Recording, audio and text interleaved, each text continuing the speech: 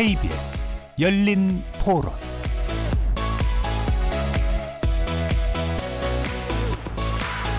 안녕하십니까? KBS 열린 토론 배종찬입니다.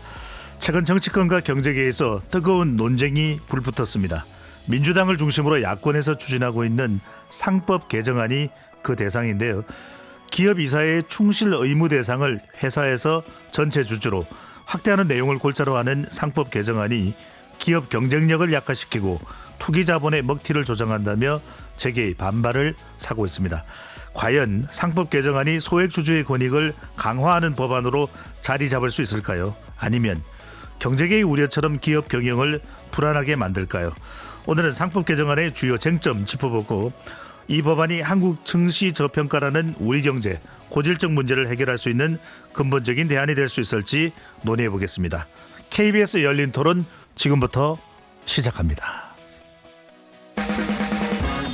치열한 토론 속에서 더 나은 세상을 찾아갑니다. 올바른 세상을 만드는 첫걸음. 평일 저녁 7시 20분 KBS 열린 토론. 오늘 토론 함께 해주실 두 분 전문가 소개합니다. 상법 전문가이신 권용수 건국대 KU 글로컬 혁신대학 교수 나오셨습니다. 네, 안녕하십니까. 권용수라고 합니다. 불러주셔서 감사합니다. 네. 기업 지배구조 자본시장을 오래 연구해 오셨죠. 김우진 서울대 경영학과 교수 자리해 주셨습니다. 예, 안녕하십니까. 반갑습니다. 소액주주의 이익을 보호하기 위해 야권에서 추진하고 있는 상법 개정안 재계와 정부 반대에 부딪히고 있는데 본격적인 논의에 앞서 시민분들은 상법 개정안 논란에 대해서 어떤 생각인지 먼저 듣고 오겠습니다. 국내 주식 시장이 해외에서 보기에도 주주들에 대한 권익 보호가 안 된다라는 그런 이야기가 좀 많이 있어서 그런 거를 이제 상법 개정안을 통해서 이런 충실 의무나 보호 의무 등을 이렇게 문서화해서 법안으로 사용을 한다면 주주들에 대한 권리들이 어느 정도 이전에 받지 못했던 부분들에 대해서 보호를 받지 않을까. 확실히 좀 힘 있는 주주들이 이미 자리는 다 차지했어요. 그 사람들이 너무 독점하면 그 자리도 독점이 되더라고요. 제가 봤을 때는 기업들이 혼자 움직일 수가 없어요. 혼자 클 수가 없어요. 소주주분들은 소주주들끼리 솔직히 뭉쳐야 된다 생각해요. 그렇게 갈 수밖에 없어요. 보호한다고 그런 제도를 만들기는 쉽지가 않을 것 같긴 해요. 그런 법률을 개정하거나 이런 조치보다는 기업 가치 본질을 높이는 노력이 더 중요하지 않은가. 기업이 영업이익을 더 늘릴 수 있고 기업이 더 성장해야 이제 주가가 올라오는 거기 때문에 그렇게 큰 효과가 없을 것 같다라는 생각을 합니다. 지금 뭐 시장 자체가 너무 어렵기 때문에 코스피 코스닥 우리나라 시장을 봐도 뭐 단순히 경제 상황뿐만 아니라 다른 이제 나라들의 뭐 주식들에 비해서도 사실 펀더멘탈이나 뭐 이런 부분들이 많이 디스카운트 되고 있는 상황들이니까 그게 결국에는 주주 친화적인 정책들을 하지 않는다라는 얘기들이 많잖아요. 뭐 최근에 밸류업 같은 부분들도 좀 유명무실한 제도다라는 얘기들도 많은 것처럼 그런 부분들이 실질적으로 좀 개선이 많이 이루어져야 시장이 정상적인 레벨에서 좀 밸류에이션을 받을 수 있는 그런 방향으로 가야 되지 않을까 싶습니다. 법들이라고 하는 게 어떻게 만드느냐가 굉장히 중요하겠죠. 근데 이제 그게 소액주주 권위로 만들어질 수 있는지 그런 것들을 하려면 좀 더 전문적인 다양한 학계도 필요하지만 실제로 이렇게 주식은행 같은 걸 하시는 분들의 의견들을 잘 반영해서 엄밀하게 개정하는 게 중요할 것 같습니다. 시민분들의 의견 어떻게 들으셨는지요? 상법 개정안을 놓고 정치권에서 찬반 대립이 팽팽합니다. 김 교수님 먼저 민주당이 당론으로 제시하고 있는 상법 개정안의 주요 내용 설명을 해주신다면요. 네. 그래서 원래 저희 상법에 이사의 충실 의무가 없는 게 아니고 있기는 있는데 그 충실 의무의 대상이 회사로 돼 있어서 그 지금까지의 판례가 회사에 대한 손해가 없고 주주에 대해서 뭔가 영향을 미치면 그런 거는 손해로 잘 인정을 안 했었습니다. 그래서 이번에 개정안은 그 회사뿐만 아니라 주주에 대해서도 이사들이 충실 의무를 져야 된다라는 것으로 충실 의무의 대상을 확대하는 거가 가장 핵심적인 내용이 되겠고요. 예. 물론 그 이외에도 자산 2조 원 이상 대규모 상장 회사에는 집중 투표를 의무화한다든지 또는 감사위원을 분리 선출하는 그 대상을 더 확대한다든지 또는 사회이사라는 명칭을 독립이사로 바꾼다든지 이러한 추가적인 내용이 있습니다만은 핵심적인 것은 주주에 대한 이사의 충실 의무를 인정할 것이냐 여부가 되겠습니다. 네. 주주에 대한 이사 충실 의무 이 부분이 이제 개정안에서는 포함이 되는 것이고 민주당이 제시하고 있는 현행에는 이제 이사 충실 의무 대상이 이제 회사에 이제 국한이 되어 있는 것인데 김 교수님 하나만 확인하고 네. 권 교수로 넘어가겠습니다. 집중 투표라는 것, 집중은 무슨 의미입니까? 집중 투표라는 것은 원래 우리가 이제 이사를 선출을 할 때 후보를 한 명씩 놓고 이제 찬반을 일반적으로 투표를 합니다. 예. 그래서 누군가가 과반수를 가지고 있으면 그 과반수의 의사에 반해서 자기가 선호하는 후보를 이사회에 보내기가 어렵죠. 근데 이제 집중 투표는 어떻게 하냐면 이사를 선임할 숫자에 근데 3명을 뽑는다. 그러면 제가 가진 주식수에 곱하기 3 해서 그거를 제가 선호하는 후보 한 명한테 몰아서 집중해서 투표할 수 있게 해주는 제도입니다. 예. 그렇게 되면 과반수가 안 되는 20% 30%를 가지고 있는 일반 주주라도 자신들이 선호하는 후보를 이사회에 보낼 수 있는 그런 구조가 되겠습니다. 예. 그렇다면 지금 민주당이 이 제시하고 있는 상법 개정안에는 집중 투표를 허용하는 겁니까? 허용하지 않는 겁니까? 집중 투표를 의무화하자는 거죠. 아. 지금 법은 어떻게 돼 있냐면 집중 투표를 하는 게 원칙으로 돼 있는데 예. 상장 회사들이 이제 정관을 고쳐서 우리 회사는 집중 투표 안 한다라고 정관에다가 명시를 하면 안 해도 되게 돼 있습니다. 그래서 이게 제도가 도입된 지는 꽤 됐는데 이 창업주 일가가 있는 대부분의 우리나라 회사에서는 정관을 다 바꿔서 집중 투표는 안 하게 돼 있고요. 예. 집중 투표가 남아 있는 회사는 뭐 포스코라든지 KT라든지 금융지주라든지 일부 이렇게 분산 소유된 기업들에서는 집중 투표가 남아 있는데 일반 창업주 가문이 계속 경영을 하고 있는 상장 회사에서는 집중 투표가 거의 유명무실화됐기 때문에 그걸 정관을 변경을 통해서 빼는 거를 이렇게 허용하지 말고 아예 그냥 법에다가 이 큰 상장 회사들은 다 집중 투표를 꼭 예. 해야 된다. 이렇게 바꾸자라는 게 민주당입니다. 개정안에는 집중 투표를 의무화하자는 것이고 또 회사뿐만 아니라 주주에게 충실하자는 것이 들어가는데 권 교수께서는 이 개정안 어떻게 평가를 하시는지요? 우선 이제 이거 말씀드리기 전에 한 가지 이제 짚고 넘어가야 될 부분은 예. 이게 찬반 입장을 떠나서 소액 주주를 보호해야 된다라는 거에 대해서 이견은 없다라고 생각을 합니다. 네. 근데 이제 이 소액 주주를 어떻게 보호할 것인가 이 방법에 대해서 사실 이제 이견이 있는 거죠. 그리고 지금 이제 여기 나온 이 이사의 의무 대상을 주주로까지 확대하는 거 이게 사실 제일 이견이 큰 부분입니다. 네. 저는 이제 개인적으로 생각하는 게 예. 그런 거죠. 이제 회사에 관계가 돼 있는 사람이 주주뿐인가라고 우리가 생각해 보면 그렇진 않아요. 근로자도 존재하고 회사 채권자도 존재하고 지역사회라는 것도 존재하는데 사실 이사의 의무 대상에 회사와 그리고 주주를 넣어서 주주를 강조하게 되면 자칫 이렇게 우리가 보호해야 될 근로자라든지 아니면 우리가 목표해야 될 가치라든지 이런 것들과 사실 반하는 부분에 있어서 또 다른 해석 문제가 일어날 수 있는 거거든요.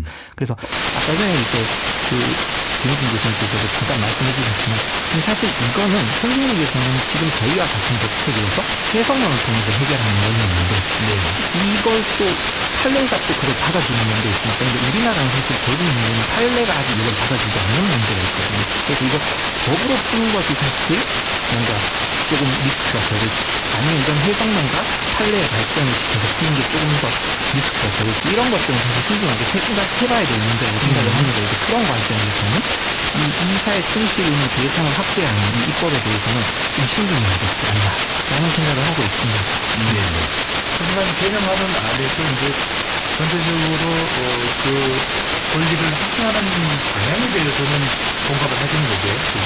그러니까 이거는 어쩔 수 없이 우리가 이제 한 가지 생각해야 되는 부분은 사실 기본적으로 생각을 하면 이사는 회사의 이익을 위해서 행동을 하면 회사의 이익이 오르면 배당이 늘거나 주식 가치가 느는 형태로 주주한테 이익을 줍니다. 그런데 사실 그렇지 못한 경우가 존재하거든요. 예. 그게 사실 이번에 저희가 알게 된 그리고 이슈가 된 합병이나 분할과 같은 조직 재편 장면에서는 회사 이익과 무관하게 주주에게 직접 피해를 미치는 이런 케이스가 있는 거죠. 그러니까 이런 경우를 그럼 보호하지 않아야 되냐라고 했었을 때 그건 아닌 거죠. 네. 예, 그리고 알겠습니다. 네.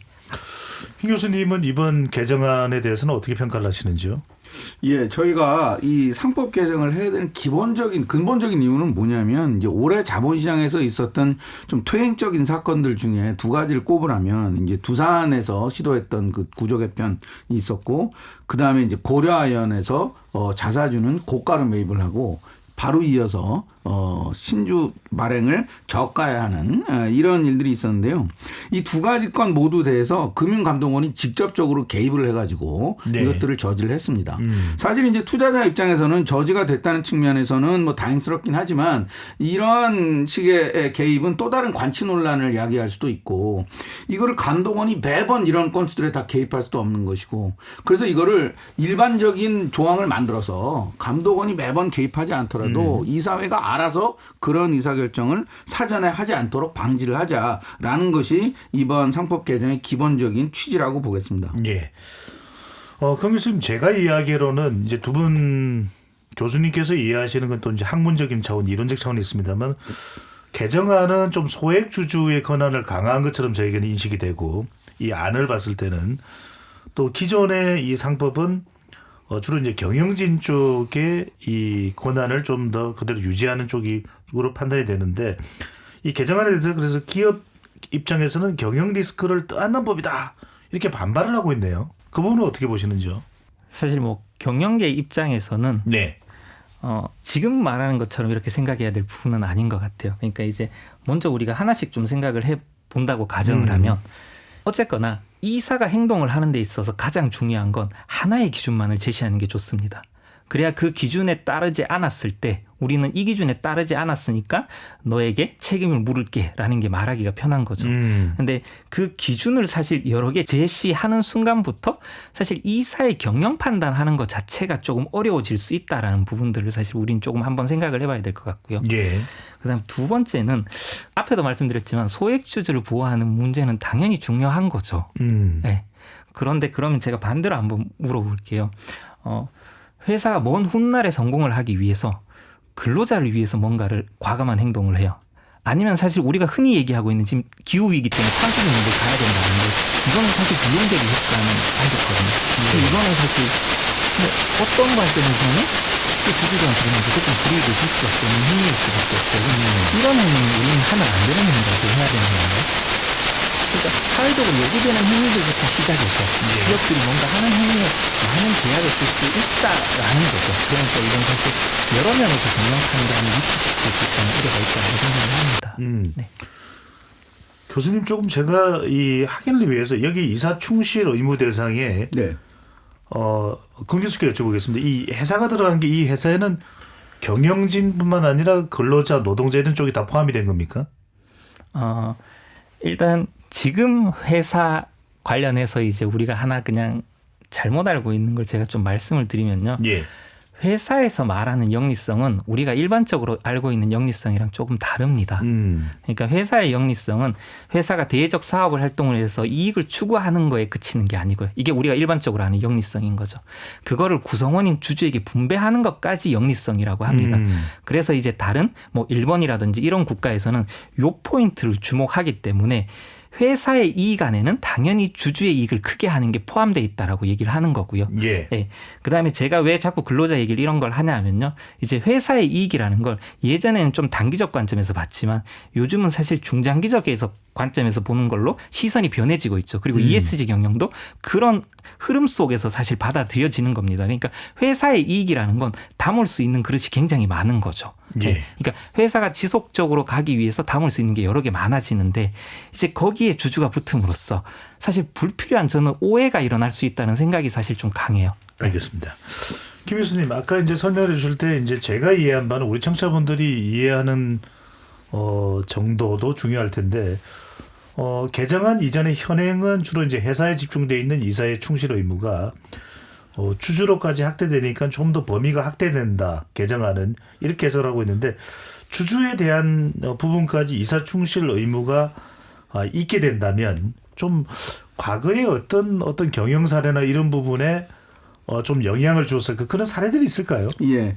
대표적인 사례는 이제 청취자분들도 많이 들어보셨을 텐데, 과거에 그 에버랜드 전환사채 저가 발행 사건이 있습니다. 예. 근데 이제 그게 이제 에버랜드가 비상장 시절에 전환사채를 시장 가격보다 굉장히 싸게 당시에 이재용 지금 이제 회장님이지만 거기를 비롯한 이 개인들한테 굉장히 싸게 넘겼다. 그래서 그것이 이제 에버랜드라는 회사에 손해를 끼쳤다라고 이제 주장을 하려고 하는 건데. 그 이제 판례에서는 어떻게 됐냐면 아니 회사는 누가 돈을 내든지 간에 그러니까 싸게 받은 사람은 이익이고 어떤 주식이 싸게 발행이 되면 나머지 주주들한테는 손해거든요. 예. 근데 이제 판례는 어떻게 보냐면 이거를 저 사람한테 줬든 이 사람한테 줬든 회사로는 돈이 들어왔으니까 회사에는 손해가 없고 이건 주주들끼리 문제다. 그래서 주주들끼리 문제이기 때문에 이거는 그 저가 발행은 문제가 없다라는 판례가 있었거든요. 근데 이제 만약에 지금 주주에 대한 충실 의무가 있으면 주주들 간의 문제도 이제 법의 안으로 테두리 안으로 들어오게 되고 특정인에게 대해서 저가로 발행을 해서 나머지 주주들의 이익이 그 특정인으로 이전되는 그런 현상은 이제 막을 수가 있겠죠. 그러니까 말 그대로 소액 주주들의 가치가 훼손되는 것을 만약에 이런 상법 개정안에 주주의 범위까지 확대가 됐다면 막을 수도 있었다 이 말씀이군요. 예, 바로 그 지점입니다. 예. 금 교수님, 그래서 이런 소액주주 보호를 위해서는 이런 장치가 필요한 것 아니냐라고 볼 수 있다면 그렇다면 상법 개정안의 내용을 소액주주 차원에서 본다면 환영을 할 만한 또 개정이 아닌가 이렇게 또 생각해 볼 수도 있을 것 같은데요. 네, 뭐 지금 사실 김우진 교수님께서 말씀 주신 것처럼 그런 사례에서 만약에 회사 또는 주주라는 문구가 있었다 그러면 사실 주주들은 그 주주라는 문구를 가지고 뭔가 싸울 수 있는 무기가 생길 수는 있었겠죠. 그러니까 당연히 그 부분에 대해서 저는 부정하지는 않습니다. 그런데 이제 한 가지 말씀드리고 싶은 건 우리가 어떤 개념이 들어오면 그 개념이 항상 그 자리에 머물러 있는 건 아니거든요. 그게 우리가 어떤 사건을 겪고 그다음에 어떤 시대가 변하면서 그 개념이 계속 발전돼 갑니다. 예. 그러니까 지금 얘기하신 케이스를 법으로 풀 수도 있지만 사실 지금 다른 나라의 해석들은 제가 앞서 얘기했던 걸 다시 얘기 드리겠지만 회사의 이익이 올라가면 주주의 이익이 올라가는 부분이 있기 때문에 일반적으로 문제 삼지 않아요. 그런데 지금 얘기했던 이런 부분 조직 재편 장면에서는 회사의 이익을 통하지 않고 직접적으로 주주에게 이익을 영향을 미치게 되거든요. 그럼 이 경우에 우리 해석론은 지금 이사는 회사를 위한 게 아니라 이 경우에 있어서는 직접 주주에 대해서 책임을 다할 필요 있다. 이런 해석론이 지금 이제 발전돼 있고요. 사실 이건 교과서에도 이미 실려 있는 내용이기도 합니다. 네. 네. 그리고 또 하나 저희가 생각해야 될 건 지금 우리 상법에 보면 제3자에 대한 책임이라는 조항이 있어요. 네. 근데 여기서 제3자가 누구냐 이렇게 봤었을 때 우리는 회사의 이익을 통해서 주주에게 손해가 가는 경우 이런 걸 우리 간접 손해라고 하는데 이 경우에 대해서는 제3자의 주주가 들어갈 수 있는지 없는지 이견의 다툼이 있습니다. 그런데 그런 케이스가 아니라 이사의 행위가 직접적으로 주주에게 영향을 미치는 경우에는 주주가 제3자에 포함된다는 데에 대해서 지금 이견이 없습니다. 이 말을 바꿔보면 아까 얘기했던 것처럼 이사의 행위로 어떤 주주가 직접적인 피해를 받았다. 그렇다고 한다면 이사는 제3자로서 이사에 대해서 직접 책임을 물을 수 있는 거죠. 근데 사실 이런 포인트들이 지금까지 많이 얘기되지 않고 이러다 보니까 사실 이게 우리는 지금 보호할 방법이 없어. 그러니 법을 넣자. 이렇게 좀 간 부분들도 있는 거죠. 그래서 저는 해석론이 발전해 가는 부분, 그다음에 우리 법에서 지금 이렇게 활용할 수 있는 부분, 이런 부분도 한 번 더 꼼꼼히 살펴봐야 되진 않을까. 네. 그러니까 말씀하신 대로 주주를 또 하나로만 우리가 일반할 수는 없는 거 아니냐.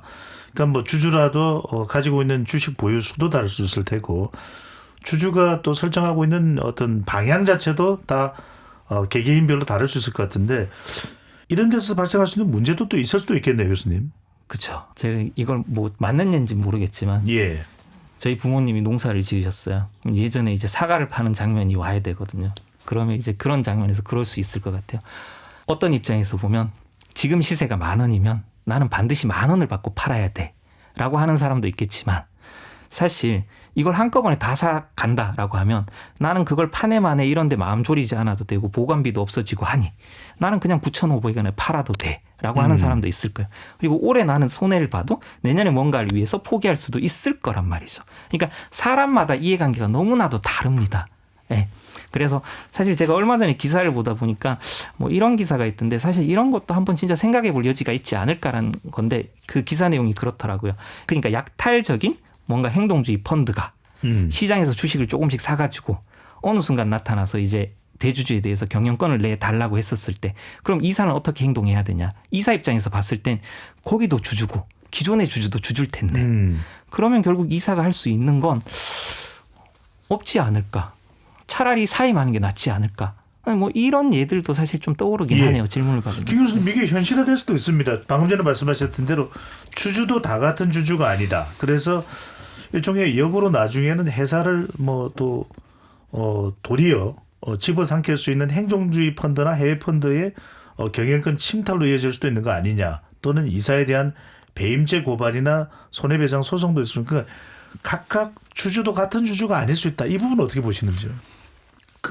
제가 이 부분에서 굉장히 오해가 많은데 제가 이걸 좀 명확하게 설명을 드리겠습니다.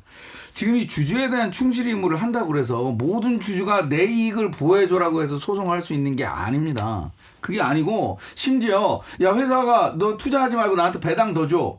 이렇게 소송할 수 있는 것도 아닙니다. 어떤 경우에 적용이 되는 거냐면 일반 주주하고 지배주주의 이해가 충돌되는 경우. 그러니까 아까 지금 두산 구조개편 같은 경우도 지금 지배주주 일가는 로보틱스의 지분이 많고 거긴 고평가되어 있는데 두산 밥캣은 일반 주주들이 지분이 많고 지배주주 지분이 적고 여기는 지금 저평가되어 있는데 그 가격으로 합병하자니까 지금 또는 주식을 교환하자니까 문제를 삼는 거거든요. 이것처럼 지배주주가 양쪽에 있는 거래. 또 이번에 고려아연처럼 지배주주가 본인의 지배권을 계속 유지하기 위해서 회사 돈을 사용해서 자사주를 매입한다든지 또 저가로 일반 주주들한테 피해를 입히면서 신주를 발행한다든지 이런 거래에 한해서 지금 충실 의무가 적용이 되는 것이지 회사의 일반적인 투자나 M&A, R&D 결정에 의해서 다 이게 적용되는 게 아닙니다. 아하. 그럼 미국도 마찬가지고요. 그러니까 최근에 근데 하나 예를 들자면 이수페타시스라는 회사가 지금 이제 2차 전지를 투자를 한다고 그거를 유상증자를 한다고 그래서 주가가 막 떨어져서 이제 주주분들이 좀 화나진 이런 케이스가 있습니다. 그럼 과연 이사의 충실 의무가 도입이 되면 이 건에 대해서 그 책임을 물을 수 있을 거냐? 저는 그렇지 않다고 생각합니다. 왜냐하면 이거는 일반적으로 그냥 회사가 물론 이제 이게 과연 나중에 이게 제대로 된 투자냐 아니냐는 사후적으로 봐야 될 일이지만 이런 의사결정을 하는 데 있어서 회사가 그 주의 의무를 다 했고 다 평가를 했고 했으면은 나중에 문제가 생겨도 그거에 대해서는 책임을 물을 수 없다라는 게 바로 경영 판단이고 어떤 투자를 했는데 코로나가 터져가지고 나중에 주가 떨어졌는데 주주들이 그러면 그거에 대해서 책임져라고 소송낸다? 그런 거 할 수 없습니다. 공 교수님 이 부분에 대해서는 어떻게 보십니까? 저는 이제 이런 게 전문가들 사이에선 얘기하면서 풀릴 수 있는 부분인데 이게 법으로 됐을 때 풀리지 않는 부분이 이런 부분인 것 같다라는 생각이 들어요. 그러니까 이게 왔었을 때 이게 어떻게 활용돼야 되는지에 대해서 잘 아시는 분들은 이해할 수 있는데 사실 실제 이 법을 이제 사용하게 되는 사람 입장에서는 이걸 지금 이렇게 이해하고 활용할지에 대해서는 사실 우리는 의문이 생길 수밖에 없는 거죠. 그러니까 제가 이거 관련해서 그냥 하나 예를 들어보면 민법에서 최근에 이제 개정되면서 하나 없어진 게 하나 있거든요. 그게 이제 훈육권이라는 조항 문제예요. 그러니까 이제 아동학대 사건에서 아동학대는 잘못된 범죄 행위인데 거기에서 훈육권이라는 걸 갖다 붙이는 거죠. 그래서 그건 없어진 거거든요. 그러니까 이것도 사실 그런 문제가 생기지 않을까라는 생각이 들어요. 그러니까 주주라는 그 단어에 어떤 의미가 담겨 있는지 이걸 받아들이는 사람은 너무 다를 것 같아요. 제가 이제 상사법학회 그때 가가지고 저희가 이 주제로 토론을 했었는데 재밌는 게 거기 계신 교수님들마다도 이 문구에 대해서 바라보는 시선이 다 조금씩 다르다는 걸 느꼈어요. 그러니까 이건 전문가 사이에서 이렇게 다르기 때문에 이건 일반이나 만약에 실무에서 받아들이는 건 훨씬 더 다를 수도 있겠다. 그리고 지금 저희가 아무리 설명하고 있고 이런 부분에 있어서 오해가 있습니다라고 얘기하지만 결국 지금 똑같이 얘기하고 있거든요. 소액주주와 기업가의 얘기. 그러니까 이게 바뀌지가 않아요. 그러네요. 사실 이걸 바꾸는 순간 뭔가 또 다른 게 있을 것 같아서 저는 사실 이게 조금 문제라는 생각이 들긴 합니다. 제가 듣고 보니까 이게 참 재밌네요. 왜냐하면은 상법이지만은 사실은 상법이라는 것이 기업의 경영과 관련되는데 법으로 바라보는 시각과 실제 이제 경영으로 보는 시각이 다르다는 건데 김 교수님 그러면 또 이제 반박이 나올 수 있는 것이 그러면 주주까지 범위가 확대되면 상법 개정이 돼서 그럼 주주가 이렇게 뭔가 기업의 중요한 투자 판단일 때 딴지를 걸면 어떡하냐. 아까 그 말씀 해주시긴 했습니다만 삼성전자가 가령 반도체 투자를 시작했을 때 누적 적자가 당시에 1983년부터 87년까지 많았단 말이에요. 그런데 이제 그때 했기 때문에 지금 그래도 삼성전자의 정말 초기술 격차라는 것을 우리가 전 국민이 맛볼 수 있는 그런 성과를 거둬낸 것, 결실을 거둬낸 것인데 만약에 그때 상법 개정안이 있었다면은 주주들이 배임죄 이거 뭐 하는 거냐 지금 누적 적자인 회사가 어디다 투자해 이런 상황도 있지 않았겠습니까? 그 제가 아까도 말씀드렸습니다. 다시 이제 반복인데 네. 지금 이 주주 충실 의무가 적용되는 상황은 지배주주와 일반 주주의 이익이 충돌하는 그런 지점에서 이제 적용을 하려고 그러는 것이고요. 이건 이해 충돌이 없거든요. 일반 투자. 네. 그러니까 이거는 적용 대상이 아니라고 저는 보는 거죠. 이건 당연히 경영 판단의 영역이고 나중에 혹시 이건 잘 됐지만 설사 안 됐다고 하더라도 그거는 주주들이 책임을 물을 수 없다. 라는 게 제 생각입니다. 근데 김 교수님 지금 말씀드린 말씀인데 굉장히 중요한 부분인데 네네. 경영적으로 그렇게 이제 보시고 실제로 법상으로도 문제가 없다고 보시는데 네네. 법의 관점에서 봤을 때는 이거 안 될 것 같은데요. 이런 시각은 없냐는 거죠. 김 교수님 보시기에 어떠신지요? 그래서 이제 그게 일부 이제 재계에서도 걱정하는 거는 이게 뭐 이해 충돌에서만 적용되면 뭐 어떻게 보면 받아들일 수도 있다. 근데 이제 이게 조문이 좀 이렇게 크게 들어갔을 때 이거를 해석하는 법원이나 이런 데서 이걸 좀 너무 넓게 해석하지 않겠느냐라는 그런 우려를 하시는데 저는 그래서 아예 꼭 필요하다면 아니 이건 이해 충돌 상황을 전제로 한 것이다라는 걸 조문에 넣던지 아니면 조문에 못 넣으면은 그 뭐 입법 취지에다가 그걸 아주 상세하게 설명을 해서 왜 우리가 이런 조문을 도입을 하는 건지 이렇게 설명을 해서 아주 문제가 되는 그러한 상황들에 적용을 하겠다라는 것을 저는 명확하게 하는 것도 방법이 될 수 있다고 봅니다. 한편으로는 김 교수님 다른 방향으로 상법 개정에 대해서 지금 주주까지 확대되는 부분에 대해서 법적인 완결성이나 이런 부분에서 이제 우려를 하고 계시는 부분이니까 그렇다면 또 상법을 개정하는 쪽에서는 아니 주주가 걱정이 되면 주주의 이익에도 부합되게 또 투자도 하고 이렇게 하면 되는 거 아니에요? 그렇게 해서 좋은 성과를 거두면 되는 거 아니냐는 설명에 대해서는 어떻게 반응하실지요? 근데 이제 저는 하나 여쭙고 싶은 게 신산업이라는 게 확실성을 띌 수가 있는 영역인가라는 생각이 들어요. 확실성을 띌 수 없는 영역에서 이게 어떤 이익이 된다라고 말을 하고 이게 주주의 이익에 부합한다라고 설명할 수 있을지라는 게 저는 사실 잘 모르겠습니다. 네. 네. 제가 좀 그러니까 신산업에 투자하는 거가 나중에 문제가 될 수 있느냐? 그거 어디 점집에 가가지고 물어봤더니 여기 투자하라고 그랬다. 그러면 문제죠. 네. 그건 아니고 자기들이 다른 경영적인 분석을 했고 컨설팅 회사도 물어보고 시장 조사도 다 했는데 당시에 주어진 모든 정보를 봤더니 이렇게 하는 게 맞겠다라고 해서 의사결정을 했는데 나중에 그게 문제가 생겼어요.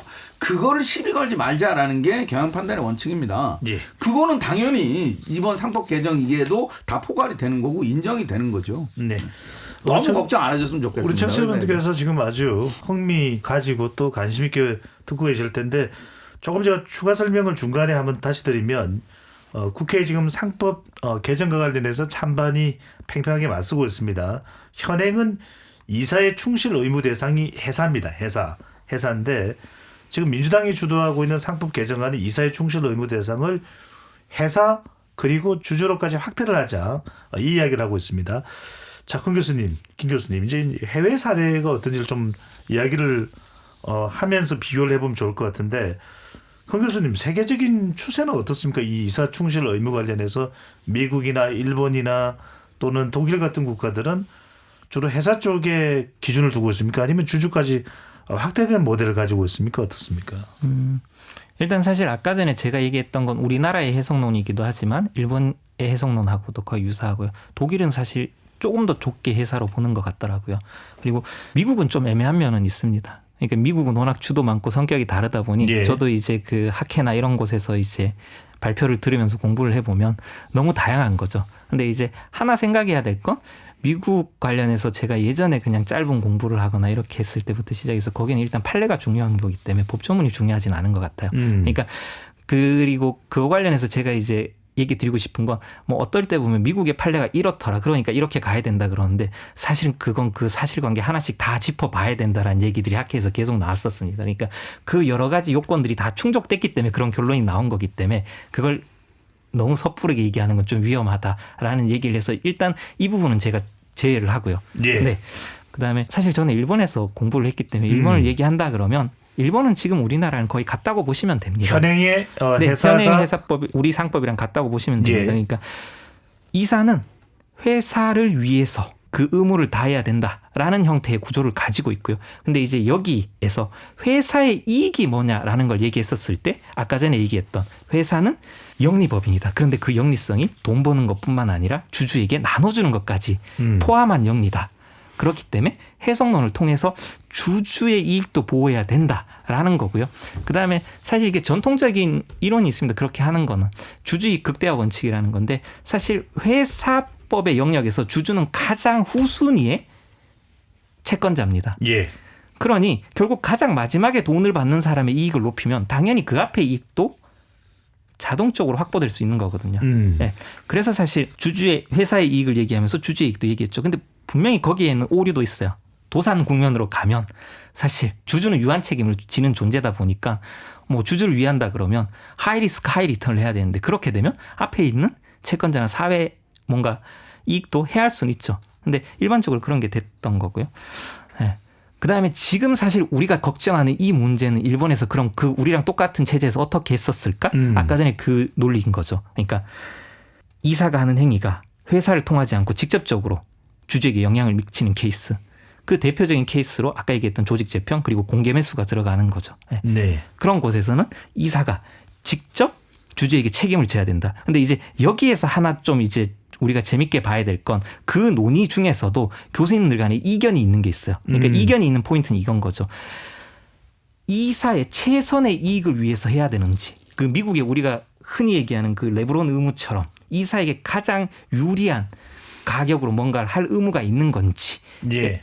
그렇게 해야 된다라는 사람도 있고요. 그런데 예. 이제 거기에 대해서 조심하는 건 그렇게 했었을 때는 이게 아까 얘기했던 근로자라든지 회사 채권자의 이익을 침해하는 문제가 알겠습니다. 있지 않느냐. 이걸 조절해야 되지 않느냐. 예. 네. 그러니까 이런 거에 대해서 매우 신중하게 지금 해석 논의를 전개시켜 가고 있는 중이라 보시면 됩니다. 교수님 이 부분 어떻게 봐야 될까요? 그러니까 이제 시종일관 우리 권 교수께서 말씀하시는 것은 일본 또 독일, 캐나다 크게 다르지 않다. 그리고 어차피 꼭 상법에서 주주까지로 확대하지 않아도 회사법상으로 보더라도 어차피 이사는 주주의 이익까지 영리까지도 보호하는 역할이 있기 때문에 굳이 이걸 상법 개정안에 포함을 해도 되느냐 이 의견에 대해서는 어떻게 보시는지요? 그게 원래 저희 이제 상법 주류 상법학계의 견해였습니다. 이미 우리 조문에 다 있기 때문에 바꿀 필요가 없다. 근데 판례가 안 바뀌잖아요. 그 사실은 이게 지금 조문으로도 에버랜드 판례가 바뀌어야 되는데 그게 안 바뀌기 때문에 법원의 어떠한 그러니까 사실 이번에 이제 바꾸는 거는 새로 없는 걸 만드는 게 아니라 원래 없어서 확인하는 거다 새로. 왜 그런 얘기를 하냐면 만약에 이게 없었던 걸 새로 만드는 거면요. 만약에 법이 개정이 안 돼요. 그러면 막 해도 된다는 의미잖아요. 아직 안 바뀌었으니까. 그렇기 때문에 지금도 있지만 새로 이거를 명확하게 해서 확인을 하는 거다라는 차원에서 이제 개정을 하고 있는 거고. 예. 해외에서의 조문이 어떻게 돼 있느냐는 이거는 진짜 교수님들마다 견해가 다릅니다. 이게 사실관계는 사실은 명확해야 되는데 이걸 찬성하는 교수님들은 명문이 있다라고 예. 말씀을 하시고 반대하는 교수님들은 명문이 없다라고 말씀을 하시는데 제가 뭐 법 전문가가 아니라 그건 제가 확인할 수는 없고 어쨌든 그래도 분명한 거는 이게 조문이 됐건 판례가 됐건 해석이 됐건 원칙이 됐건지 간에 그 회사에 주주가 포함돼서 주주의 이익을 보호하는 거가 그 나라의 어떤 법에 녹아 있다. 어떤 형식으로. 그거는 분명합니다. 네. 어느 나라나. 근데 이제 우려가 나오는 게 분명히 이제 이 법을 다루는 시각에서는 이제 발견을 하게 되는 점일 텐데 이걸 그래서 제가 김우진 교수께 여쭤봐야 될 것 같아요. 며칠 전 이제 한국경제인협회에서 상법 개정안이 현실화되면 국내 10대 기업 중 4곳, 30대 기업 중에서 8곳에서 이사의 가반이 외국 기관 투자자 연합에 넘어갈 수 있다. 이런 우려가 나오는데 이 부분은 어떻게 생각하시는지요? 그래서 아까 이제 집중투표제도 잠깐 설명을 드렸습니다만은 이게 이제 그 감사위원 분리선출하고 집중투표제 가지고 이제 말씀을 하시는 것 같은데요. 그 집중투표제는 과반수를 가지고 있지 않은 주주도 이제 자기들이 선호하는 이사를 이사회에 보낼 수 있도록 그런 이제 비례대표 비슷한 느낌입니다. 정치 우리가 선거에서 보면. 근데 이제 아까도 말씀드렸지만 이게 과반수를 하기는 쉽지 않습니다. 왜냐하면 그 보통 자기들이 선호한 한 명한테 몰아줘야 되기 때문에 이거를 예컨대 10명을 뽑는다 그랬을 때 이걸 5명한테 다 하면 별로 이 집중의 효과가 없고요. 예. 집중 투표의 효과가 보려면은 선호하는 한두 명의 후보한테 몰아야 되기 때문에 그 한두 명을 보내는 데는 효과적일 수 있겠지만은 과반수를 하는 거는 현실적으로 쉽지 않고 과거 사례를 보면요. 예전에 집중 투표를 통해서 실제로 이사를 보낸 거가 KTNG의 칼 아이칸이 집중 투표를 통해서 한 명을 보낸 적이 있습니다. 과반수가 아니고 한 명. 예. 그리고 이제 올해 주총에서도 그 JB금융지주의 얼라인 파트너스에서 이사 후보를 보내고 그리고 KTNG에도 올해 플래시라이트 캐피탈이라는 데서 집중 투표를 통해서 보냈는데 이것도 과반수 전혀 아니고요. 한두 명입니다. 한두 명. 네. 자, 이제 집중 투표 이제 이번에 상법 개정안에 의무로 하자는 부분이 뭐 한두 명 정도는 이사회의 이사 중에서 집중 투표를 통해서 뭐 경영권 찬탈이나 또는 이런 부분 경영권 간섭에 대한 우려가 있겠지만 크게 우려치는 않을 것이다라는 안 해도 될 것이다라는 게 이제 일단 김우진 교수 설명인데 법상으로 봤을 때는 어떤가요, 권 교수님? 우려는 나옵니다. 네, 우려는 나오고 그다음에 이제 김우진 교수님 이제 설명하신 것 중에 우리나라 특유의 제도 하나가 빠진 부분이 있습니다. 그것까지 합쳐졌을 때는 우려가 현실화될 수 있는데 일단 이제 집중투표부터 하나씩 얘기를 해보면 예. 집중투표는 아까 전에 말씀하신 것처럼 선임하는 이사수만큼 곱해주고 그다음에 이제 자기가 원하는 대로 투표하고 그래서 사실 한 명씩 찬반이 아니라 그냥 1등부터 선임하는 3명을 뽑는다 그러면 3등까지 그냥 선임하는 겁니다. 예. 네. 근데 사실 이게 좀 재밌는 게 그러니까 시뮬레이션을 좀 돌려봤어요. 이게 어떤 결과를 가져올 수 있는지. 근데 이걸 가지고 이렇게 하다 보면 우리 어떻게 생각해 보면 과반의 이사를 뽑는다고 했을 때는 사실 그래도 한 50% 정도를 가졌을 때 과반의 이사를 선임하는 게 그래도 좀 합리적이지 않나 집중투표 도입 취지랑 맞지 않나 이러는데 사실 그 시뮬레이션 결과들을 보면 한 34% 이상을 가지면 이사 후보자가 짝수일 때 홀수일 때는 다릅니다. 또 짝수일 때는 한 34% 이상을 가지면 한 과반 정도를 선임할 수 있게 되는 불합리가 나오고요. 그러니까 이게 매우 치열한 수싸움이 들어갑니다. 네.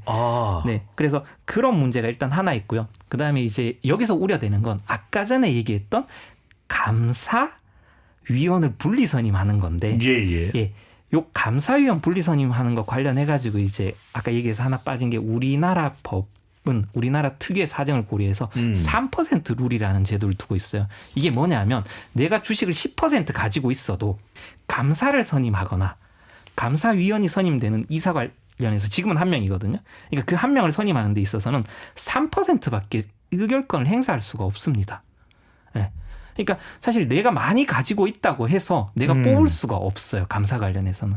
이제 그런 문제가 있다 보니 이건 사실 경영권 우려 참탈이나 이런 우려가 있을 수 있는 거죠. 그래서 뭐 이렇게 보니까 그렇더라고요. 어디 이렇게 자료 보니까 4명 이렇게 구성하는 걸로 했었을 때 소수 측에서 사회에서 한 명만 이렇게 선임할 수 있으면 이제 2대2 대립 관계를 넘어서 3대1로 해갖고 경영권 참달까지 나오는 시나리오가 나오더라고요. 이게 3% 룰까지도 있다는 것도 같이 생각을 좀 해줘야 됩니다. 우리가 감사위원 분리 선출제에 대해서는 2부에서 더 다루긴 하겠습니다만 지금 권 교수님 설명을 들으니까 상당히 좀 심장이 쿵쾅쿵쾅 되면서 좀 경영권 관련해서 긴박하게 흘러갑니다. 김 교수님 어떻게 보시는지. 감사위원 분리 선출 일단 설명을 좀 여기서 해야 될 것 같은데 용어부터 정리해야 되겠습니다. 경영권 찬탈이라는 말은 제가 좀 그거는 이상한 것 같고요. 이게 무슨 왕조도 아니고. 네. 그리고 경영권 분쟁이라는 말도 맞지 않고 영어로는 컨트롤 컨테스트입니다. 지배권 경쟁이죠. 경쟁. 누가 더 잘할 거냐. 그래서 이거를 이 찬탈 뭐 분쟁 이러면 기존에 있는 경영진한테 너무나 많은 어드밴티지를 주는 거기 때문에 용어 정리는 좀 해야 될 것 같고 일단 그 감사위원 분리선출이라는 게 뭐냐면 아까 3%를 얘기하셨는데 우리나라가 60년대 이후부터 감사를 선임할 때는 대주주 의결권을 3%로 제한했습니다. 아주 옛날부터. 왜냐하면 최소한 감사라는 거가 이 회사의 숫자를 보는 데인데 여기가 이제 대주 영향이 있으면 안 된다. 그래서 아주 옛날부터 독립적으로 해라. 그래서 이제 3% 제한이 있었는데요. 이게 이제 우리나라가 감사위원회 제도가 도입이 되면서 어떻게 됐냐면 감사위원회는 이사들 중에 뽑는단 말이에요. 그러니까 이사를 일단 뽑아놔요. 근데 그 다음에 이사 중에서 감사위원을 뽑을 때 3% 제한을 합니다. 그럼 일단 편한 사람들로 이사회를 다 구성을 했어요. 그럼 그 다음에 3%를 적용하는 게 이게 의미가 없다 그래서 최소한 감사위원이 되는 이사는 아예 이사 선임 단계에서부터 3% 제한을 하자라고 해서 지난 정부 때 최소한 한 명에 대해서는 감사위원을 분리 선출해라라고 하는 게 이미 지금 하고 있고요. 예. 근데 이제 그 숫자를 늘리자는 거죠. 민주당안은 한 명 가끔 부족하니 그걸 2명 내지는 또 그 이상으로 늘리자라고 하는 건데 이것도 제 생각에는 아까 그 집중투표제랑 관련해서 말씀드리면 예. 이게 뭐 이사 전부를 이렇게 3% 제한으로 뽑자는 얘기가 아니기 때문에 제 생각에 그리고 이거는 감사위원은 최소한 그 회사의 그 숫자를 보는 거기 때문에 예. 독립적으로 선임을 하는 거가 필요하다 말씀드립니다. 자, 더 흥미진진해지는데 김우진 교수의 말씀은 입으로 연결해서 더 이어가도록 하겠습니다. KBS 열린 토론 로고 듣고 입으로 이어가겠습니다.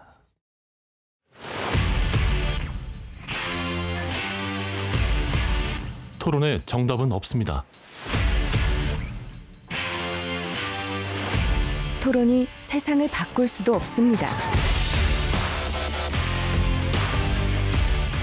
하지만 질문은 새로운 세상을 만들 수 있습니다. 질문으로 올바른 세상을 만드는 첫걸음 KBS 열린 토론.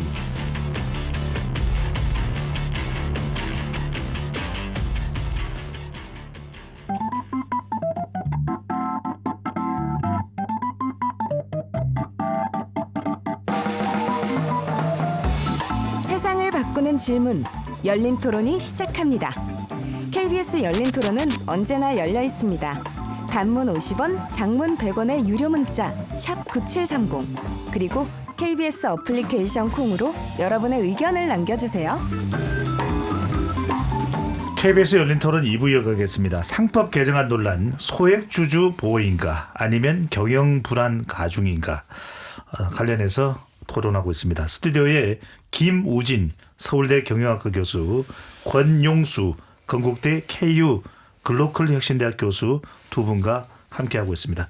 김 교수님, 우리가 오늘 논의하고 있는 이 상법 개정안의 핵심 내용이 이제 세 가지 정도가 바로 이제 이사 충실 의무가 해사냐 또는 주주회까지로 넓혀져 있느냐 또는 집중 투표 제도가 의무하냐 아니냐 또 하나가 이제 감사위원 분리 선출 제도. 감사위원회라는 게 말 그대로 회사 전반을 주식회사를 감사하는 모니터링하는 그 역할 아니겠습니까?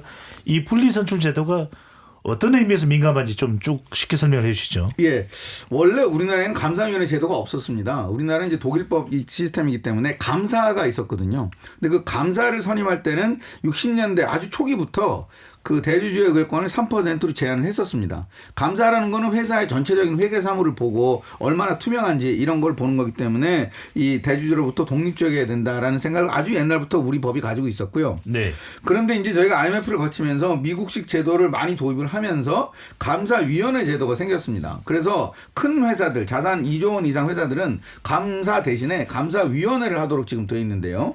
근데 이 감사위원회는 어떻게 뽑냐면 이사들 중에 뽑습니다. 이사들 중에 뽑는데 그러면 어떻게 되냐면 이사들을 일단 먼저 선출을 하고 나서 그 선출된 이사들 중에 감사위원을 뽑기 때문에 그러면 그 감사위원을 나중에 뽑을 때 3% 제한이 들어가거든요. 그러니까 사실상 대주주가 편한 그 이사들을 뽑고 나서 거기서 3%이 들어가니까 이건 별로 효과가 없다. 감사처럼. 그래서 최소한 감사위원이 되는 이사 중 한 명은 이사 선임 단계에서부터 3% 룰을 적용을 하자라는 게 이제 지난 정부 때 이미 바뀐 거고요. 예. 이번에 민주당 개정안은 그렇게 분리해서 3% 제한이 되는 감사위원을 더 추가하자. 2명 내지 더 많이 인원을 늘리자라는 거가 되겠습니다. 그것은 이 인원이 늘어나는 이 감사위원 분리선출 제도가 왜 경영자 쪽의 입장에서는 민감해지는 겁니까? 뭐 지금 김우진 교수님 설명하신 것처럼 우리가 그런 제도를 뒀던 건 결국은 이게 자기 감사에 문제가 발생할 수 있기 때문에 그런 특별한 3% 룰을 둔 거거든요. 네. 근데 이제 지금 이제 앞에 얘기를 하다 보면 지금 얘기하는 이 집중투표 제도에 대한 얘기는 빠진 전제에서 이제 얘기를 계속 풀어가신 거예요. 근데 반대로 생각을 해보면 이게 집중투표제가 의무화된다는 전제에서 본다 그러면 일단 소수주주가 넣을 수 있는 사회이사들이 생기게 되는 거죠. 거기에다가 감사위원까지 그렇게 선임이 된다고 한다 그러면 지금 기존에 했던 거랑은 좀 다르게 올 수밖에 없는 게 예. 그러니까 이게 감사위원 분리 선임이라는 거 하나 따로 떼놓고 얘기를 예. 하고 집중 투표라는 걸 따로 떼놓고 하면 상관이 없는데 지금 법안에는 이게 두 개 같이 들어와 있는 상황이거든요. 어허. 그러면 이미 사실 사회이사 선임할 때도 집중 투표가 된다 그러면 그 소수파 주주들이 원하는 이사들이 들어갈 수 있는 기회가 생긴 상황에서 여기에서 또 수까지 늘어난다고 하면 이거는 사실 기존에 했던 논리하고 같이 얘기하는 건 저는 조금은 맞지 않다라는 생각이 들고요. 네. 그다음에 그렇게 됐을 때는 아까 전에 얘기했던 것처럼 이 감사위원회라는 역할은 사실 좀 중요해요. 그러니까 이사가 어떻게 경영 판단했는지에 대해서 이제 하는 부분이 있다 보니 네. 여기에 사실 그런 현 이사진과 조금 대립하는 관계의 사람들이 만약에 많이 포진한다 그러면 예. 그거는 사실 어떻게 보면 조금 신속하거나 원활한 경영을 저해할 우려가 있을 수도 있는 거죠. 그러니까 이게 없어라고 얘기하기에는 사실 지금 이제 복합적인 제도들이 들어오는 상황에서 과거하고 똑같이 얘기할 수 있을까라는 건 사실 좀 의문이 들기는 합니다. 저는. 네. 네. 기업의 투명성을 제고한다는 차원에서는 어떨까요? 기업의 투명성을 제고하는 건 당연히 필요하죠. 근데 이제 저는 사실 이런 거 관련해서 한 가지 좀 더 생각 드는 게 제 예전에 뭔가 이렇게 글을 쓰다가 이런 거 관련해서 한번 독립성, 투명성 얘기를 했었어요. 근데 그때 이제 예. 들었던 질문이 그거거든요. 네가 생각하는 그걸 실현할 만큼 인재풀이 많냐라고 얘기를 해요. 네. 근데 사실 요즘 이렇게 보면 그렇더라고요. 이제 기사를 이렇게 보다 보면 요즘에도 이제 뭔가 조금 바뀌는 흐름이 있으면서 예. 이미 사회이사들이 겹치기 시작한다는 문제들이 나오고 있어요. 네. 우리나라 법상 사회이사는 그렇잖아요. 이제 2개 이상은 할 수 없어요. 법에 정해져 있기 때문에. 네. 그렇다 보면 그렇게 많은 풀이 있을까라는 생각부터 시작이 갖고 네. 분명히 투명성이나 뭐 건전성, 독립성 이런 거에 대해서 사실 우리가 동의하지 못해 공감하지 못해 이런 사람은 없습니다. 근데 이제 그런 것들을 실현해 나가는 데 있어서 현실이 받쳐주는지 이런 것들을 사실 생각 안 할 수도 없는 거죠. 결국은. 예. 네. 알겠습니다. 김 교수님 계속해서 뭐 이제 기업 쪽에서 볼 때는 상법 개정안을 좀 의식하는 이유가 자꾸 뭐 이게 경영권 넘어가는 거 아니냐 이 이야기 또 투기자본 이야기 계속 나옵니다. 정말 이게 우려입니까? 엄살입니까? 그 이번에 그 고려아연 사태에서도 저희가 알 수 있지만 예.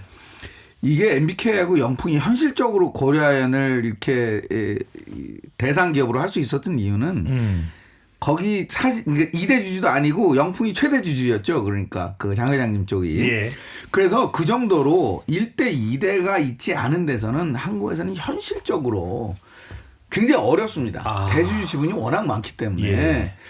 근데 그렇게 많은데도 불구하고 이런 거가 걱정이 된다는 건 제가 비유를 하자면 우리 예전에 권위주의 시절에 체육관 선거하지 않았습니까? 그리고 우리 지방자치 없을 때 그냥 내부에서 공무원이 왔잖아요. 그러니까 이거는 실적에 상관없이 천년만년 하겠다. 이제 이런 거로밖에 저는 보이지 않거든요. 아니 패밀리가 하지 말라는 게 아닙니다. 잘하면 계속 해야죠. 예. 지금 보면 현대차에 저는 잘 유심해서 봐야 된다고 생각을 하는데 정의선 회장이 지분이 많이 없습니다. 거긴 지분으로 따질 승계가 안 됐어요. 그렇지만 누가 어떤 행동주의 펀드, 사모펀드가 나와가지고 정의선 회장 물러나라라고 그러면 누가 거기에 동참할까요? 왜냐하면 정 회장이 잘하니까. 예. 그러니까 앞으로는 지분에 의해서 그걸 가지고 이걸 판단하는 게 아니라 과연 그 잘할 수 있느냐를 기준으로 판단을 해야 되기 때문에 저는 이런 우려 저는 조금 과하다고 봅니다. 예. 자, 사실 우리 시청자분들이나 유튜브 시청자분들이나 청취자분들이 제일 궁금한 것은 이번 상법 개정안이 정말 코리아 디스카운트 문제를 해결해 줄 수 있느냐, 내 주식은 좀 올라갈 수 있느냐, 이게 사실은 더 큰 관심일 것 같은데, 권 교수님 먼저 권 교수께서 보시는 이 한국 증시의 저평가 문제, 코리아 디스카운트 원인이 어디 있다고 일단은 생각을 하시는지요?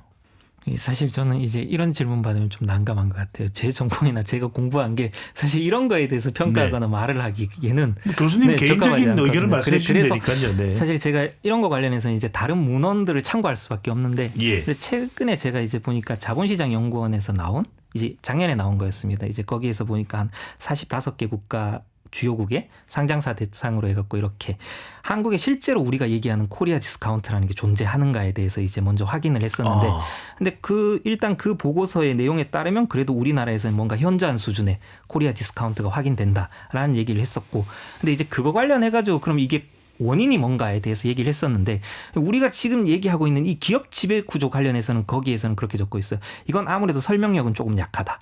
그러면서 이제 가장 중요한 걸로 2개 꼽은 건 이제 그거였죠. 하나는 주주 환원이 부족하다는 거. 하나는 기업의 수익성과 생산성 이 부분이 성장성 이 부분이 부족하다는 거. 이 2가지를 꽂았었는데 근데 이건 보니까 아까 전에 또 이제 우리 처음 시작할 때 이 여기 있는 청취자분들 얘기 중에서도 또 그런 지적을 하시는 분도 계시더라고요. 예. 그러니까 뭐 저는 사실 지금 이런 제 뭐 얘기나 이렇게 보면 사실 이 연구 결과가 조금 눈이 가죠. 그러니까 뭐 지배구조 이런 것들도 중요하지만 결국은 사실 수익성과 성장성 이 부분이 가장 큰 문제가 아닐까라는 생각을 좀 해보긴 했습니다. 그냥. 예. 근데 이건 지극히 제 개인적인 생각과 뭐 그런 것들 때문에 그런 거라 말하기는 사실 조심스럽긴 하지만 네 그렇게 말씀을 드리겠습니다. 알겠습니다. 교수님은 어떻게 보시는지요? 예, 이 코리아 디스카운트라는 게 이제 우리나라가 뭐 본질 가치에 비해서 뭐 주가가 낮다 뭐 이런 거를 지칭하는 표현인데요. 그건 뭐 여러 문헌에서도 많이 이제 확인이 됐고. 예. 그 옛날에는 이제 이거를 주로 뭐 지정학적 리스크, 뭐 그다음에 뭐 우리가 수출 주도형 경제, 뭐 트럼프에 의한 불확실성, 뭐 이런 걸로 많이 설명을 했지만 이미 10여 년 전부터 해외에서는 이코노미스트지라든지 이런 데서는 그런 게 아니고 그 한국의 어떤 그 이 창업주 가문이 상장 회사에서 번 이익이 상당 부분 다른 여러 가지 방식으로 그 외부로 유출된다. 소위 말하는 부의 이전, 사익 변취, 영어로 뭐 터널링이라고도 합니다만 이런 것들이 주요 원인이다라고 이미 해외에서 많이 지적이 되고 있고요. 그래서 이 지배구조가 원인이라는 것에 대해서 오해가 많으신데 이 지배구조가 원인이라는 게 무슨 뭐 순환 출자 때문에 이랬다 이런 게 아니고요. 영어로 거버넌스라는 거는 사실은 어떻게 보면 투자자 보호랑 거의 같은 말입니다. 투자자에 대한 보호가 잘 되고 있느냐가 거버넌스가 좋다라는 뜻인데 우리나라는 투자자에 대한 보호가 잘 안 되고 있으니 말하자면 두산마켓이 저평가돼 있어서 나는 그 회사에 저평가된 주식에 투자했는데 이게 올라가기도 전에 그 저평가된 가격으로 다른 사람 합병을 당하고 이런 일들이 계속 일어나니까 한국 증시는 계속 그러니까 외국인들도 떠나고 지금 일본은요, 그 지난 10년 동안의 거버넌스 개혁을 통해서 이제 외국 투자자들이 돌아오고 있습니다. 일본은 총리가 헤지펀드 대표를 만나요. 우리나라에 투자해 달라고. 그래서 일본은 이미 돌아올 수 없는 강을 건넜다고 얘기를 합니다. 해외 투자자들이. 지금 저도 개인적으로 해외 투자자들한테 전화 연락 받은 건이 몇 건이 있습니다. 저한테 물어봐요. 야, 이번에 상법 개정 니네 어떻게 돼? 진짜 되는 거야? 막 이러면 굉장히 관심이 많습니다. 이거 그러면 우리 자기들이 다시 들어올지. 왜냐하면 지난번에 두산 밥켓 때 떠난 외국인들이 굉장히 많거든요. 더 이상 희망이 없다. 한국에서는 장기 투자 안 된다. 그래서 이런 인식들을 바꾸고 하려면은 저희가 이번에 이런 움직임들이 반드시 필요하다라고 생각합니다. 네. 아니 김 교수께서는 이 상법 개정의 방향이 코리아 디스카운트와도 맥을 같이 한다 이런 분석을 해주시는데 김 교수께서는 어떻게 보시는지요? 근데 저는 아까 전에 얘기했던 것처럼 사실 뭐 거버넌스 이 문제에 대해서는 설명력이 약하다라는 사실 보고서에 저는 좀 마음이 더 갔다라는 걸 말씀을 드리고 결국 저는 이제 수익성과 성장성의 문제가 가장 크다라고 이렇게 본다고 한다 그러면 사실 이번에 되는 상법 개정안은 어쨌거나 이사가 경영 판단을 하는 데 있어서 주춤하게 할 수 있거나 뭔가 위축될 수 있는 우려를 가진 것들은 좀 내포가 돼 있는 것 같아요. 그리고 조금 뭔가 신속하게 뭔가를 하는 거 있어서 저해시킬 수 있는 요인들도 조금 포함되어 있는 것 같고. 네. 자, 그런 관점에서 아까 이제 우리가 두 분과 이야기를 나누면서 또 어떤 부분에서는 조금 보완도 필요한 것 아니냐라는 판단도 하게 됐습니다. 교수님, 그렇다면 기업의 우려를 우리가 마냥 우려라고만 할 수는 없을 테니까 소송 남발될 것이다. 주주들이 다 경영진들에 대해서 그냥 가만히 있지는 않을 것이다. 그래서 배임죄 요건 완화나 면책 조항을 추가하는 이런 내용들, 이것들이 주요 내용은 무엇인지, 그리고 사실 그렇다면은 그런 기업들의 상법 개정에 대한 우려를 좀 거둘 수 있는 효과는 있을지 어떻게 보시는지요? 이게 사실 우리나라에서 회장님들이 제일 무서워하는 게 배임이거든요. 네.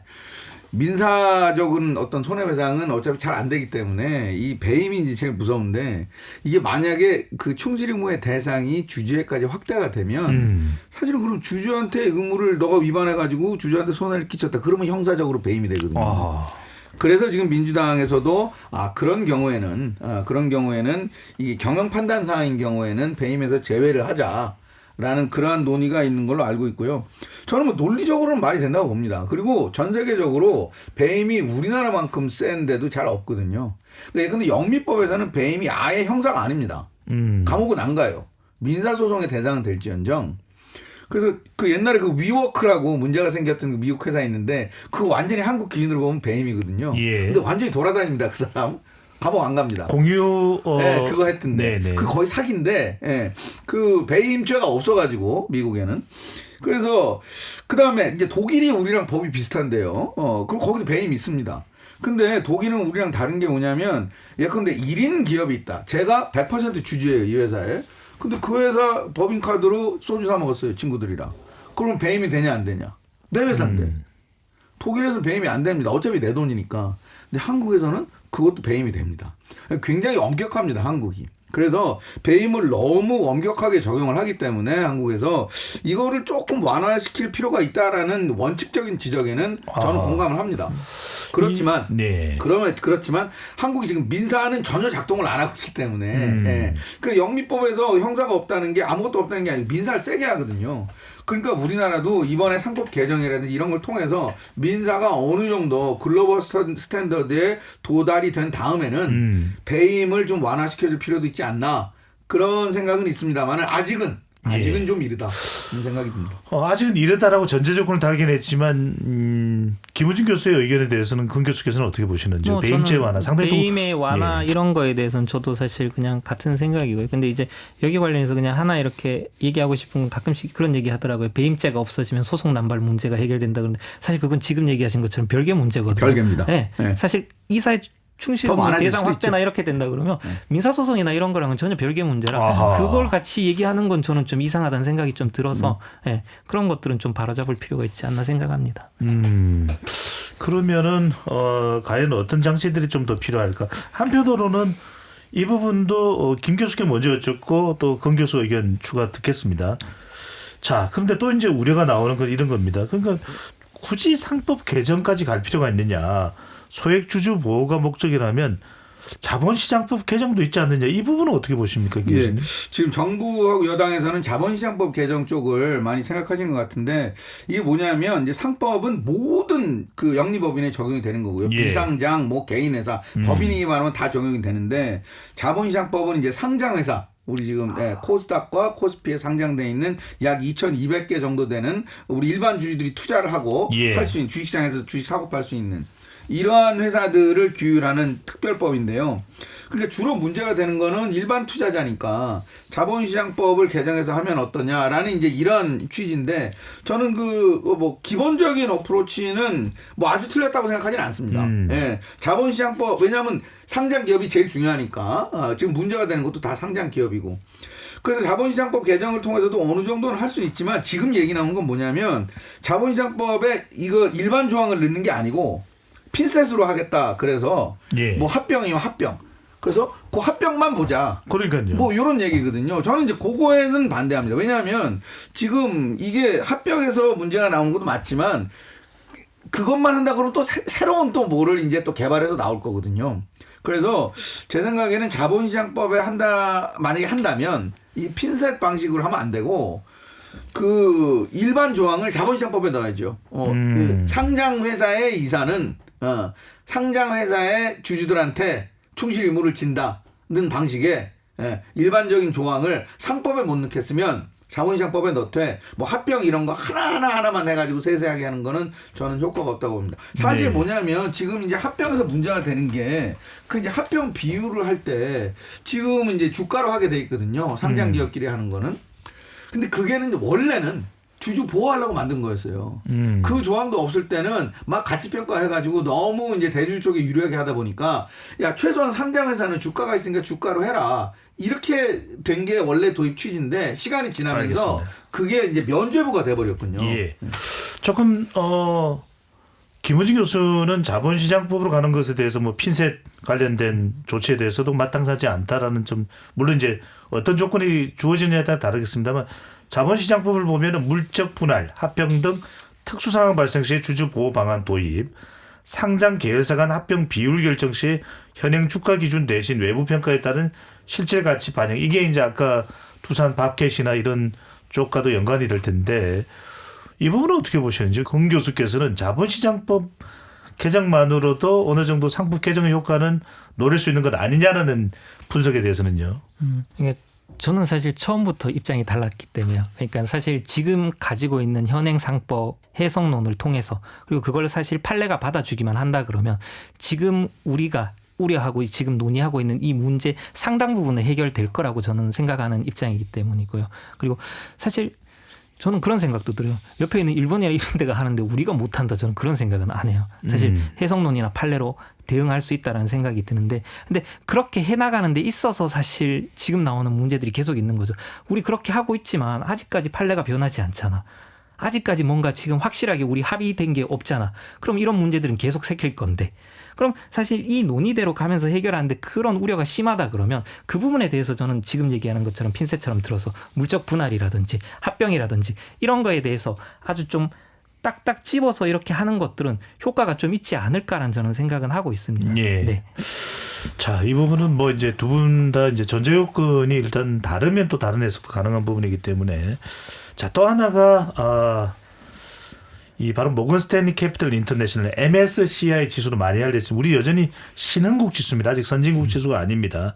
먼저 김우진 교수께 자, 이 질문 참 개인적으로도 많이 받으실 것 같아요. 지금 정시 수익률 트럼프 당선 이후에 더 떨어지고 있고 우리만 찬밥이냐. 세계 평균적으로는 17.6%, 대만도 많이 올라갔고요. 국내 정시를 좀 활성화시키자, 신뢰도 회복을 하자. 자, 그래서 논의되는 게 이제 그 이전에 검투세 폐지도 있었고 또 이번에 이제 상법 개정안인데 또 뭐 필요한 조치 또 뭐라고 보시는지요? 글쎄요, 이 뭐 추가적으로 뭐 더 새로운 것까지는 저도 잘 모르겠고, 어쨌든 지금 이제 우리 증시에 대해서 해외 투자자들이 신뢰를 잘 안 하는 거는 분명한 것 같습니다. 예. 그리고 뭐 우리 일반 투자자들은 별로 안 좋아하시겠지만 예전에 저희가 이제 공매도를 이제 금지했던 것도 예. 사실 이제 외국에서 봤을 때는 선진 시장에 편입되기에 조금 어려웠던 조치였고, 어쨌든 그 해외 투자자들이 국내 신뢰를 다시 회복하기 위해서는 우리가 일반 투자자들을 보호하는 환경이 조성이 되고 있다라는 거를 반드시 알려줘야 될 것 같습니다. 예. 네. 그런 의미에서 이번에 이러한 움직임이 중요하다고 생각이 되고요. 사실 오늘 조금 기술적이라서 앞에서 말씀을 안 나눴습니다만 맞이하시죠. 네. 예. 그 지금 민주당 안 중에 1항은 회사 더하기 주주 하는 거고요. 그 밑에 2항에 어떻게 돼 있냐면 이사는 주주를 보호해야 된다라는 의무 조항을 넣는 게 하나가 있습니다. 아. 그게 사실 1항하고 2항은요 둘 다 있을 필요는 없습니다. 둘 중에 하나만 있으면 되거든요, 어떻게 보면. 근데 1항이 너무 세고 아까 우리 권 교수님 말씀하신 것처럼 여러 가지 법 체계의 적합성이라든지 이런 문제들이 있으니 1항이 잘 안 되면 2항을 통해서 일반 주주에 대해서 우리가 보호 의무로 지우자. 충실 의무까지 기하지 말고 회사하고 주주를 병렬적으로 놓는 거가 구조상 문제가 있으니까. 예. 어쨌든 그 두 번째 거라도 이번에 반드시 통과가 돼야 외국 투자자들이 한국 시장에 대해서 갖는 시각이 바뀔 거라고 생각을 하고요. 네, 그렇습니다. 네.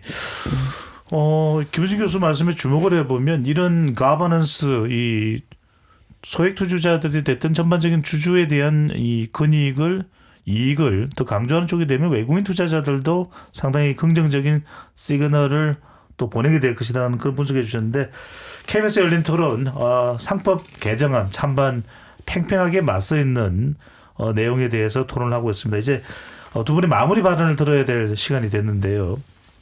권 교수님, 이 상법 개정안 논의 아직 이제 최종 마무리가 되지는 않았습니다. 국민들을 위해서 또 정식 경쟁력을 또 키우기 위해서 우리 경제의 또 활성화를 위해서도 어떤 점이 가장 유념을 해야 될까요? 저는 이제 마무리 멘트를 사실 따로 준비했었는데 지금 이제 이 얘기를 듣고 나서 한 두 가지를 얘기하고 끝내야 될 것 같다는 생각이 들었습니다. 그러니까 하나는 지금 아까 전에 얘기하신 상법 개정안이 1항과 2항이 있습니다. 근데 2항의 내용은 사실 어떻게 보면 우리 해석론으로 이미 해결할 수 있어. 근데 이거에 대해서 혼란이 있으니 사실 법조문에 그 해석을 이렇게 할 수 있다라는 내용을 넣는 거거든요. 네. 그러니까 이건 어떻게 보면 해석론 판례로 해결할 수 있는 거죠. 근데 이제 저는 여기에 대해서 좀 부정적인 게 아까 얘기했던 것처럼 지금 사실 사람들마다 생각이 너무 다릅니다. 그래서 이게 어떤 식으로 담기던 간에 어떤 의도로 담기건 간에 어떤 문구로 담기건 간에 그거는 아마 의도한 대로 되지 않을 가능성이 있고 혼란을 줄 가능성이 있다라는 생각이 들어서 사실 입법에 대해서는 좀 매우 신중해야 되지 않을까. 그래서 사실 제가 예전에 그 얘기는 했었거든요. 이렇게 해석이 문제면 결국은 다른 나라처럼 지침이나 가이드라인을 한번 만들어 보자. 근데 우리나라는 사실 그런 문화가 안 된다 뭐 이런 얘기를 듣긴 했지만 그런 것도 생각해 봐야 되지 않을까라는 생각을 한번 했었고요.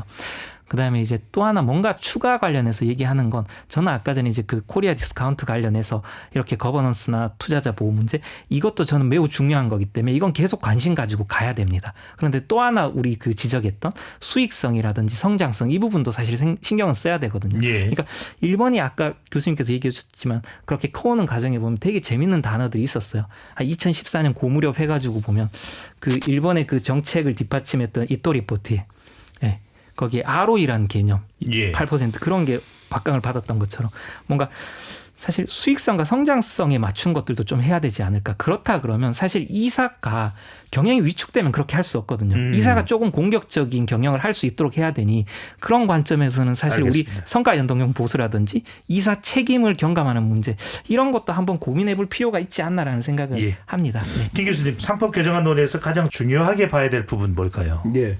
이 상법이 우리 이 회사의 가장 기본적인 법이고 주식회사의 가장 기본적인 원칙은 주주가 가지고 있는 지분에 비례해서 10주 가지고 있는 사람은 10주만큼 배당받고 20% 가지고 있는 사람은 20%만큼 배당받고 의결권 행사하고 이게 가장 기본적인 원칙인데 우리나라에서 지금까지 그 원칙이 지켜지지 않았습니다. 시가총액이 원래는 1,000억이어야 되는 회사가 다양한 방식으로 한 200억을 그 대주주의 개인 회사에 일감 몰아주기 이런 걸 통해 가지고 상장 회사의 이익이 빼돌려지고 그 상장 회사가 다른 또 대주주 개인 회사랑 합병할 때 코로나로 주가 떨어졌을 때 그 가격으로 합병하고 이런 일들을 통해서 일반 주주의 이 n분의 1 이익이 지켜지지 않는 그러한 관행들이 너무나 팽배했었기 때문에 이번 상법 개정을 통해서 저희가 정말로 글로벌 스탠더드에 맞게 n분의 1의 원칙이 지켜지는 주식회사 제도가 확립이 되어서 대한민국 자본시장이 지금 정말 이게 국격에 안 맞습니다. 우리가 노벨상도 타는데 예. 그 수준에 맞는 자본시장이 되기를 정말 바라는 기대를 가지고 있습니다. 알겠습니다. 청취자분들은 상법 개정안 어떤 선택을 하실지요? KBS 열린 토론 이것으로 모두 마무리하겠습니다. 두 분 토론 고맙습니다. 감사합니다. 감사합니다. 지금까지 KBS 열린 토론 배종찬이었습니다.